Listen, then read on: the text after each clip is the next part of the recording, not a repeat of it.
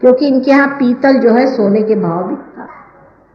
इनके यहाँ कॉटन का कपड़ा अगर कोई पहन ले तो राजा हो जाए। किसी ने कॉटन हैंडमेड, अरे बाप रे बाप, ये क्या। हमारे यहाँ तो लोग सोचते हैं कि बाजार की खरीदी हुई चीज ज्यादा अच्छी, रेडीमेड महंगा मिलता है, उनको विश्वास नहीं होता। अपने यहाँ अगर कॉटन का कपड़ा, हम कहते हैं हमें कॉटन इतना मिलता है, तो कह ले अच्छा क्या इतना कॉटन मिलता है, तो आप बहुत रईस है। हमने कहा तो हम तो हैं ही, लेकिन हम लोग सोचते हैं कि हमारे पास ट्रांजिस्टर नहीं इसलिए हम गरीब हैं। कहले बेवकूफ़ है वहाँ के लोग, बिल्कुल सरासर बेवकूफ़ है। अरे जिसके पास सब चीज़ें मौजूद है और वो ऐसी फालतू की चीज़ों के लिए दौड़े, उसे क्या कहना चाहिए। जैसे हम जर्मनी गए थे तो वहाँ हमसे सबने कहा कि भाई जर्मनी बड़ा अच्छा स्टेनलेस स्टील मिलता है, एक एक पीस जरूर लाना। बहुत साल पहले की बात बता रहे, कोई 65 साल पहले, 65। तो हमने कहा जो हमारे साथ देवी जी थी कि भाई हमें कुछ स्टेनलेस स्टील खरीदना। उसने कहा क्या कहा आपने, स्टेनलेस स्टील। मैंने कहा कहले ऐसे तो आप आलिशान लगते हैं, स्टेनलेस स्टील क्यों खरीद रहे। तो कहा भाई हमारे रिश्तेदारों को बड़ा शौक है स्टेनलेस स्टील।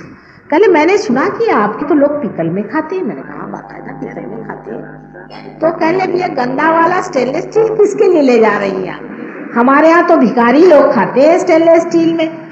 अपने यहाँ अगर कोई रईस हो गया तो स्टेनलेस स्टील में बड़ी शान से रखा, जैसे कि पता नहीं क्या चीज रख दी। हम लोगों के मूल्य इतने खराब हो चुके हैं कि बेकार में ही हम गरीब हैं। अरे गरीबी है कहाँ, ये मेरी बनिए। आप हिंदुस्तान में आइए, साहब खाना खिला खिला करके आपको बीमार कर दें, 2 दिन के अंदर ना आपको बीमार कर दें तो जो खाइए। मैं तो परेशान हूँ।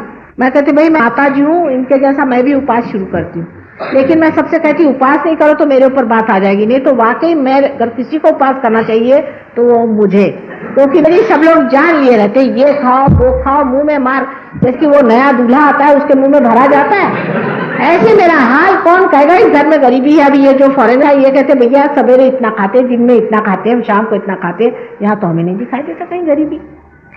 ऐसी कौन सी आफत आई, आप पीतल के थाल में खाए। इन लोग कहते हैं कि ये अभी हम ले गए इनको दिखाने, तो कह ले भाई देखो घर जो है आप जो भी आश्रम बनाना उसमें सीमेंट मत लगाना। इनके लिए सीमेंट जो है कचरा है, कचरे से भी बदतर। जो आदमी बिल्कुल लेबर क्लास होगा वो सीमेंट में रहता है। लकड़ी का घर आलीशान चीज है, और उससे भी अच्छा है कि घर कोई थैच रूफ जिसे कहते हैं ना, जिसे कहना चाहिए अपने यहाँ पुआल से जो छाया जाता है, वो सबसे अच्छा। उसको देखते रह जाएंगे, अब वहाँ कहा कितना सुंदर बनाया, हाथ से बनाया हुआ है। हमारे मूल्य बदल चुके।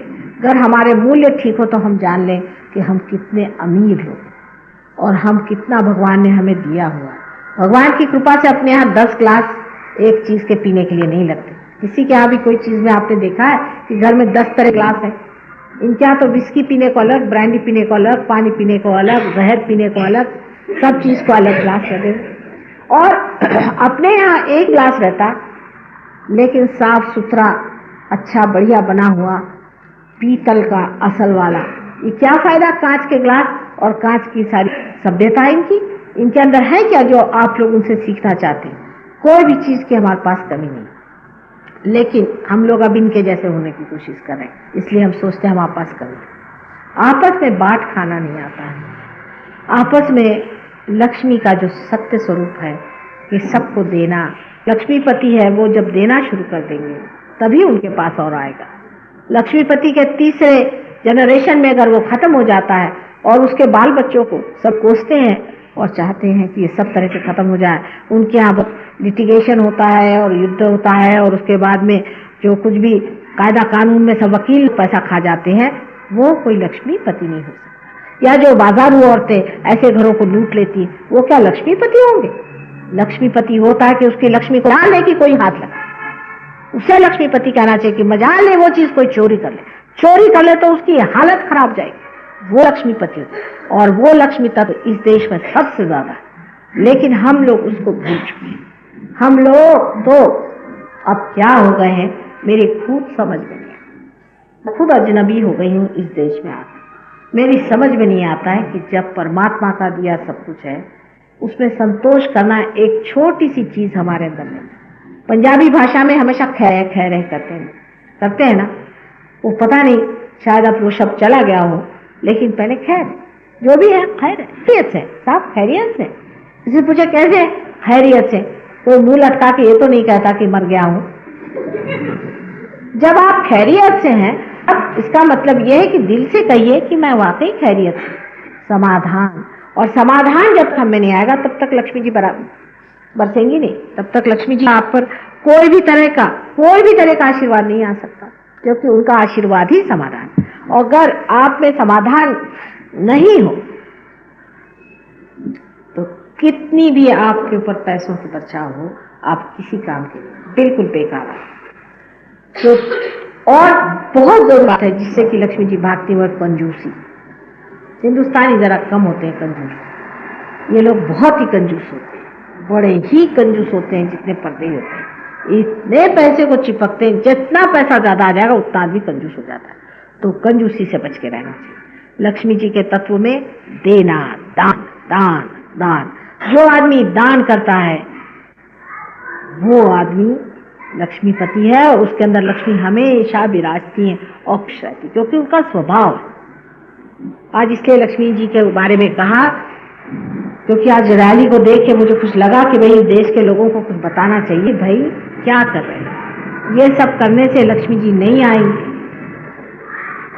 लक्ष्मी जी आएंगी सहजयोग में पार होने से, अपने लक्ष्मीत्व को जगा लेने से, जिससे सारी तरह की भूत बाधाएं संसार से चली। अब जो उसके ऊपर का चक्र जिसके बारे में मैंने कहा आपसे, सुरक्षा का चक्र जो है, जहाँ पर देवी साक्षात विराजती है और जो हमारे लिए शक्ति स्वरूप है। हिंदू धर्म में शक्ति ही की पुजारी है, हिंदू धर्म शक्ति का पुजारी। लेकिन हम तो नहीं देखते कि हिंदू लोग शक्ति को पूछते हैं, ये तो सिर्फ पैसे ही को पूछते हैं। मैंने तो आज तक देखा नहीं कि शक्ति को हिंदू लोग पूछते हैं। ऐसे पूछते होंगे जो लोग पूछते भी हैं मन में, तो वो पैसा ही चाहते हैं। यहाँ तक कि शक्ति के पास जाकर भी कहते हैं कि माँ हमें पैसा दो। शक्ति से भी जाकर यही मांगते हैं कि हमें पैसा दो।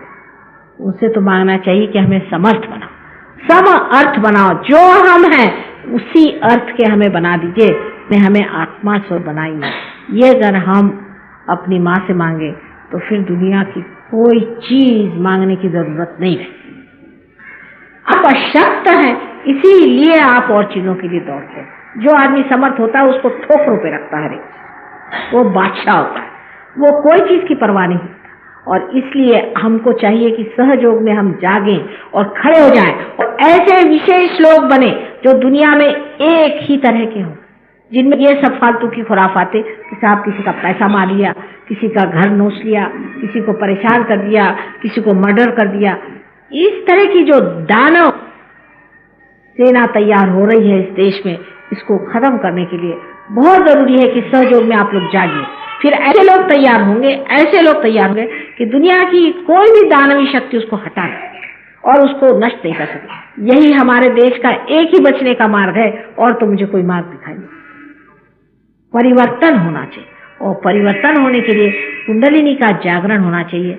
जब तक कुंडलिनी का जागरण नहीं होगा तब तक आप में परिवर्तन नहीं हो सकता। अब जो बहुत ही महत्वपूर्ण चक्र है जिसे विशुद्धि चक्र कहते हैं, वो आज सबका जरूरत से ज्यादा पकड़ा है, क्योंकि सब दूर बहुत धूल हो गई। और ये विशुद्धि चक्र पे श्री कृष्ण विराजमान है। ये श्री कृष्ण का स्थान है, ये पूर्णावतार है। इसलिए पूर्णावतार है कि इनके लिए संसार एक लीला, सब एक मजाक है। वो उस दशा में है जहाँ उनको कुछ भी बनावट करने की जरूरत नहीं है, कुछ भी कहने की जरूरत नहीं है, रोने धोने की जरूरत नहीं है, वो तो सब खेल कर रहे हैं। सभी सहजियों से विनती है, हमारे इस चैनल को सब्सक्राइब करके सहज को फैलाने में हमारी मदद करें। जय श्री माता जी।